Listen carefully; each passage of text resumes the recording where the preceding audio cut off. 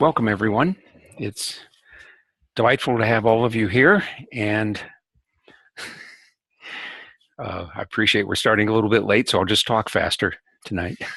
No, we can't. We have to take these things as they come. We're talking about family, and not in the psychological sense that a lot of people tend to think. If you walk into a psychologist or psychiatrist's office, he takes a look at you and he's immediately thinking, or she is thinking, it's their mother or their father. What I want to talk about is the energy that's involved in our relationships with our family. And that's clearly, the energy between spouses and between parents and their children and their grandchildren, and of course, vice versa. And then the aunts, uncles, cousins, nephews, nieces, all of those people. But more than that, even the lineage that has come down through the ages. Many times we find that the energy of people's situations, things that are bugging them in their lives, that energy has come to them through many, many generations. And one of the beauties of working on the energetic level with this connection with people, there's two things. One, as I've already kind of explained, is that it involves not just the people who are right there in your life and most immediately, but it involves a vast extended family and all the energy that's involved in all of that. But it allows the person who, for instance, is the sixth generation of some kind of situation. It could be a character thing or, being anxious or something like that has come down. You can be the last one in the line by virtue of clearing up that problem, by transforming that energy. And so there's a very special place you can think of it when you are, say, suffering from anxiety, something like that, and you really wish it would go away. And you think, well, if I really could clean up all of this history that I represent, all of this history that's come down to me, then it's not only cleared up for myself, but it clears up then for the family lineage. So I don't pass that along any further, and I help even laterally through the present day family to relieve them of that burden. So it's a very wonderful thing that happens. And the explanation that I see when I'm working with people is that there are very real energetic connections between people. That is, it's not just a shared energy, if you will. It's that there's a bond. There's like a cord or tether between people, a cable, if you will, through which energy is exchanged. And that bond can be a healthy one, or it can carry negative energies and wind up looking distorted in some way, as I'm looking at it. And then it can be repaired. And, I can work at it at that level, actually repair the energy. And then the flow of energy in that bond, which I heard Maharishi describe in one lecture long ago, it was actually on the one known as the Thanksgiving lecture, that bond, which exists really in the transcendental field, can be amended, and then the connection can nourish everybody rather than cause people difficulties. So that's one of the explanations for why when we transform the energy of our relationships with our family, that it affects everybody else in our network, because we're in this web, if you will, with threads or strands between each of the people in the relationship. And obviously some of those strands are much stronger for some people than they are for others. But it's still a web, nevertheless, of connection. And so as we change, everyone else changes. And, we've been hearing this for a long time. Maharishi has talked many times about how we uplift our families and we uplift our communities by doing our program and changing our consciousness, and how that changes the consciousness of everyone else. So what I'm describing here is something of the mechanics or the process by which that actually can happen. And so when we do our program, of course, we have this effect. And when we do our program in groups, the larger the groups, the greater the effect, because we all are supporting each other in that process. And that's one of the reasons why I like to do this kind of a thing in a group setting on a webinar like this, so that we have that coherence that's created by the group, that collective intent also to nourish and strengthen the group connections, everybody's connections to their family members, and of course, between the members of the group, we strengthen that.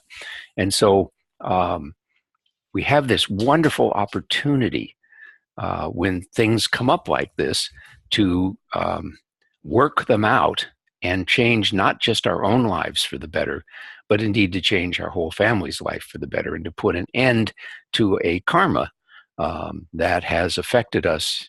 We usually say afflicted us because we're talking about things that we wish we didn't have, things we wish we hadn't, I use the word in quotes, inherited, that had been passed down through generations, that make life challenging for us. And so we don't want to be ungrateful for the challenges. Another one of those wonderful positive words. We don't want to be ungrateful. We want to be grateful for those challenges because they give us an opportunity to work out our karma, to work out a life lesson that we're here to learn. And unfortunately, of course, when we come into this world, we don't get a playbook. We don't know what that life lesson really is usually right off the bat. It's something that unfolds before us, something we learn along the way. And as we discover that and work that out, then life gets happier for us, even when things come up. And things always come up because there are more benevolent planets than malevolent planets than benevolent ones. Said that backwards. And so, there are things always going to happen, but it's how we respond to them. Do we respond to them with equanimity and just deal with them? Or do we, get upset and feel stressed out and everything else? But we shouldn't be angry or upset about those, what we call stresses, those things that come up in our lives, those challenges, but just accept them. So how do these things show up? That is, what do they look like in our life? I alluded to certain kinds of behaviors or responses, physiological responses, such as anxiety, insomnia, problems of that kind of nature. Some people, obviously very fearful. Some people are more irritable.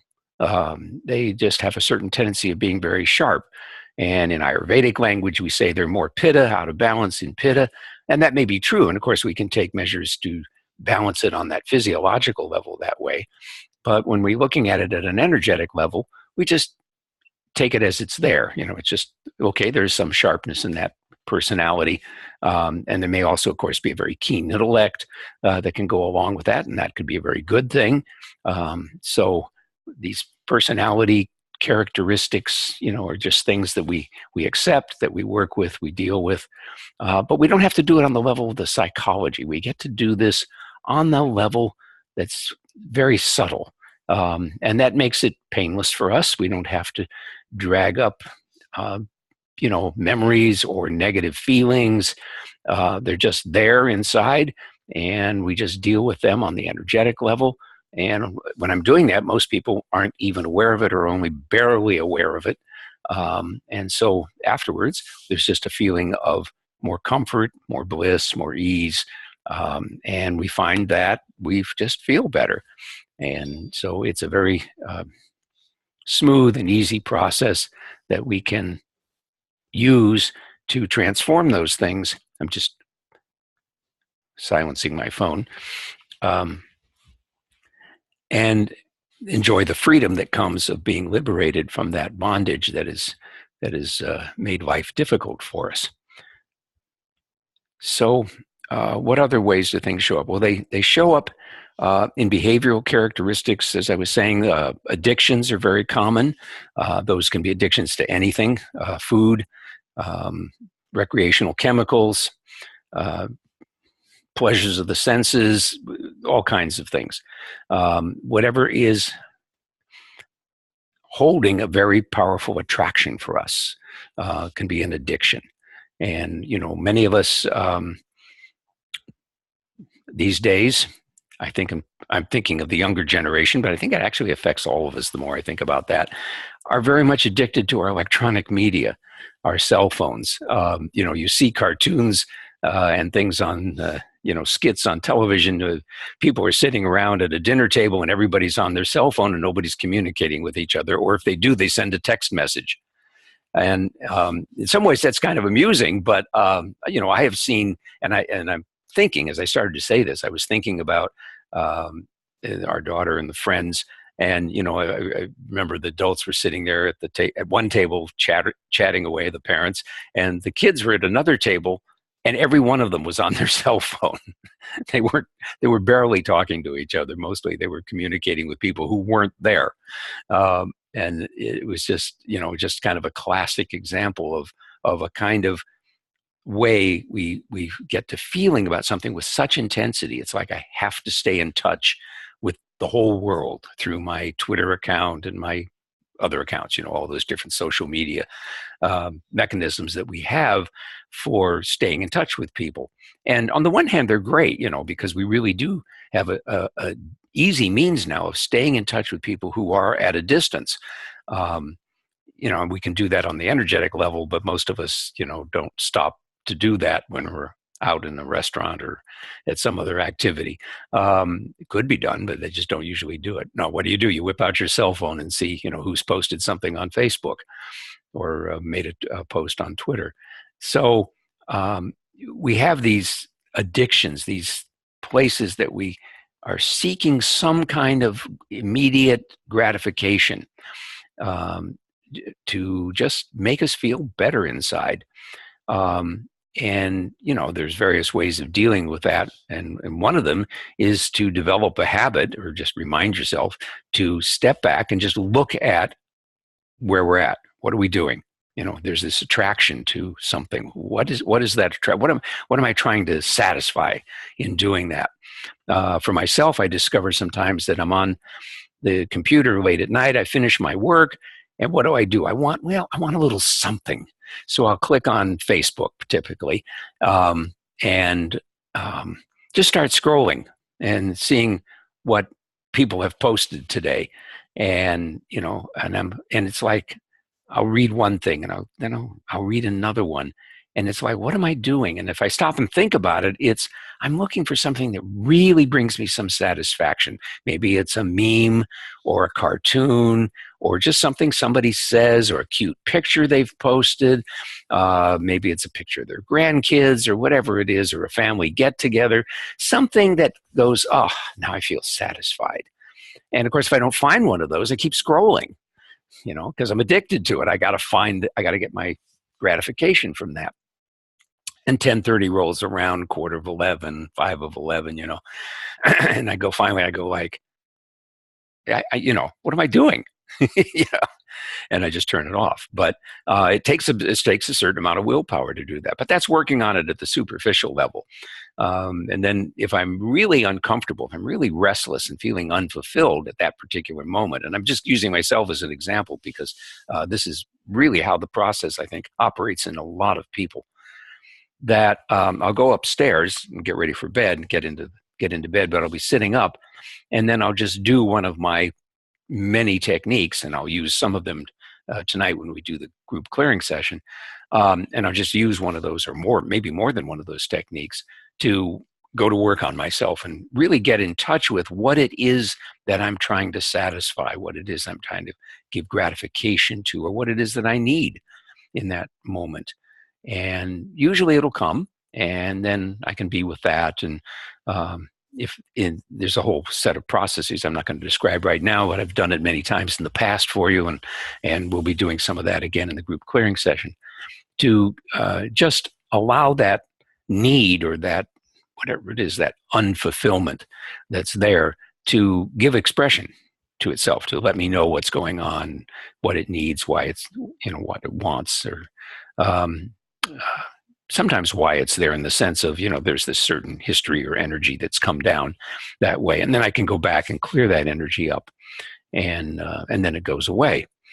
And that is not to say that all of it will go away. Sometimes I have to come back to that again, and even a third or fourth or fifth time, and keep working on that, keep finding other aspects of it, and just let that come out. So back to family. The relationships that we have are extremely important to us. They nourish us, they support us, they sustain us, they guide us, and they also challenge us, as we well know. And so these relationships need to be brought into a nice, healthy state where the energy flows between us smoothly, cleanly, and without causing distress or distortion to another person's energy field. Now, which relationships are the most important? Well, clearly the most important ones are what we call our nuclear family, our parents and our siblings, and then ultimately our children when we're the parents, and we change that role. So those are the most important of the relationships that need to be brought into balance and need to be looked at, but not in the psychological way, but just in that way of what energy is there? What's going on between us? What's really happening? Is there conditional love or unconditional love? Conditional love means that the person turns it on and off according to whether they're feeling good or not so good about what's going on with you. And, you may have a parent who's very judgmental, and it could be a father or a mother or both, who are always appraising your conduct, your behavior, what you're doing, and whether or not you succeed. And some people, I'm sure many people, oh yes, definitely picking that up, didn't get much praise from one or both parents. And maybe a lot of judgment, or maybe it was just more the silent treatment. They just, you just weren't sure whether you were okay with them. And so you carry a feeling of uncertainty about yourself. And if you look back over your family, you might be able to see that uncertainty popped up here and there, maybe not all the time in your father or your mother, or the grandfathers or grandmothers or great grandmothers and great grandfathers. Sometimes, if they're still alive, you get a chance to ask your parents or grandparents about things. And that's a fun thing to do, because a lot of times you get a very different perspective. If you ask your mother something about, her life, how she grew up, and then you ask grandmother, her mother, what her life was like, it may look very different. The parents' view of a person's life may not be at all what the child experienced, or at least what the child remembers at that, when asked that kind of question. And it doesn't matter whether it's accurate or not. What matters is, what's the energy there? What's the feeling? And so when I work with people, and I will invite you in the group clearing session, to just have an idea what something that's on your mind of a concern to you in relation to a family member or members of your family.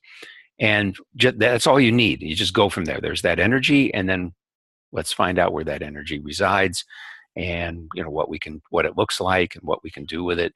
And then, the thing will work itself out.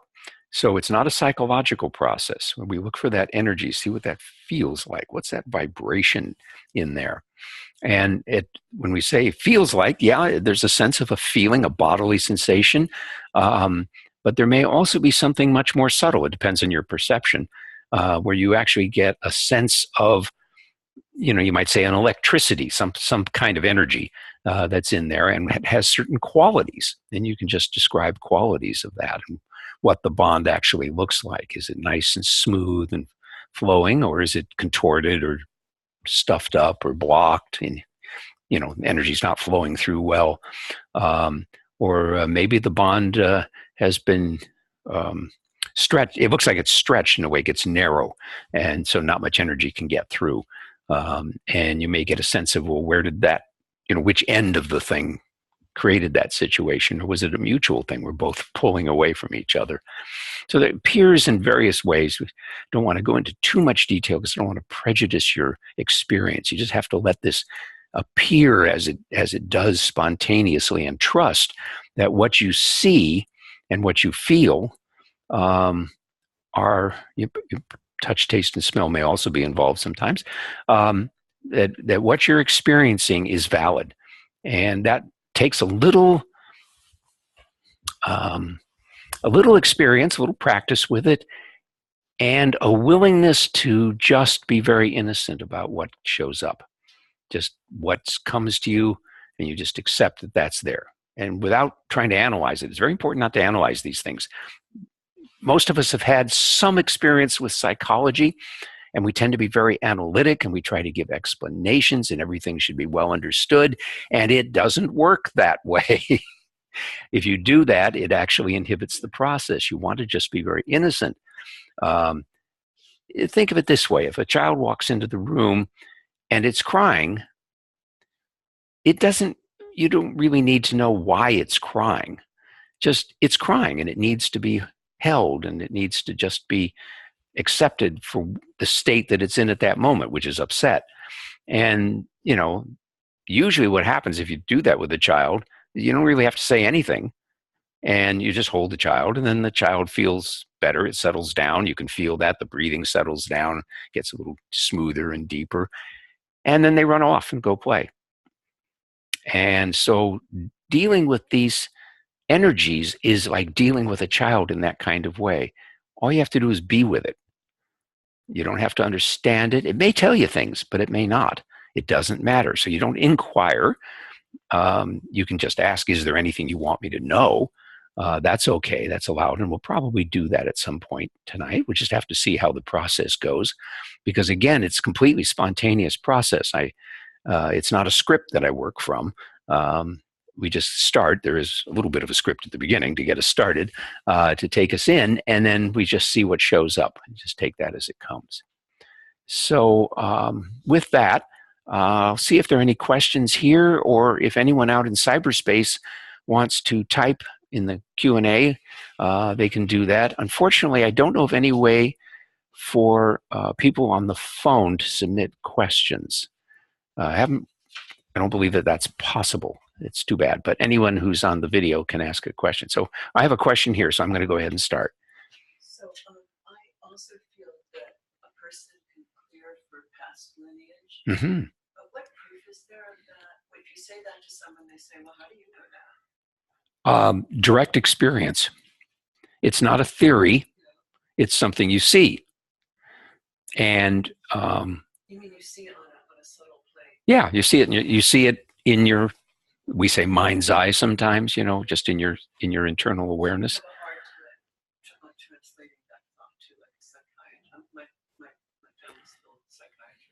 Yeah, mine too.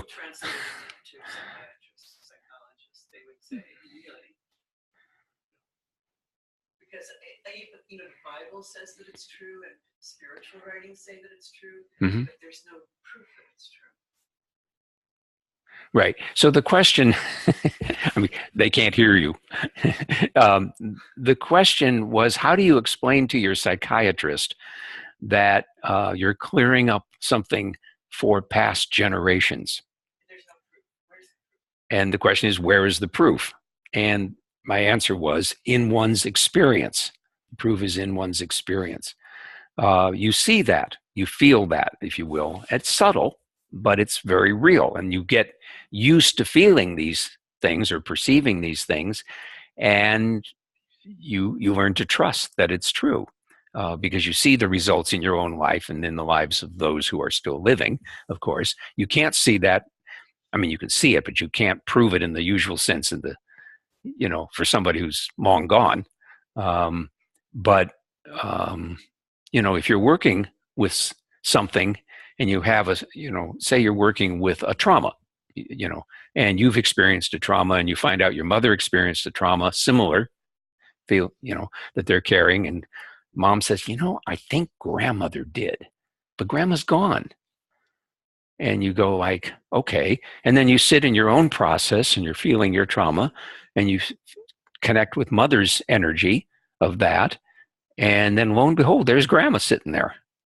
And, you know, I mean, if your psychiatrist walks in the room, he doesn't see grandma, but you see grandma. And you see grandma going through energetically the same thing. It's not that she's sitting there, she might be crying, but, you know, she might just be, the energy of her goes like, yeah, she had trauma too. And so there's been this history of trauma. And then you say, okay, let's be with our trauma and see if we can clean this up, you know. And so we don't try to make it go away. I say clean it up, but it's bad language for this, because you don't try to make it go away. You just be with it. And there'll be some things that we do while we're there, but the idea is just to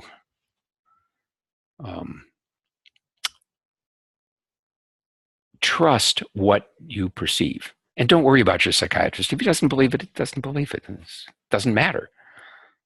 Well, unless he thinks you're psychotic, but you can probably convince him you're not actually psychotic.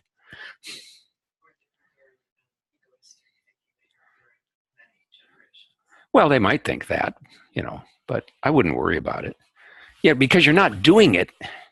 You don't go into it with that. I mean, you might go into it with that attitude, but it's not the goal, or, you know, the technique to go into it with an attitude that I'm going to do this for many generations.